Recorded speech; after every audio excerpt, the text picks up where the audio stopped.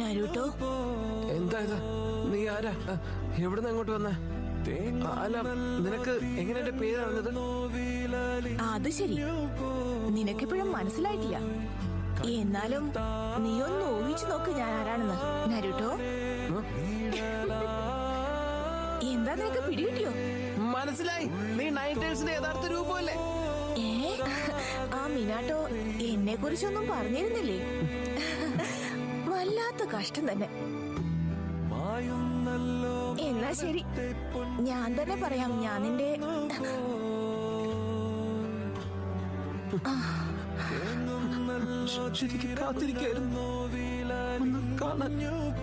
നീ ഇത്ര നേരം എന്താ പറഞ്ഞേ? അമ്മയെ നിനക്ക് ഇപ്പഴാ മനസ്സിലായതല്ലേ?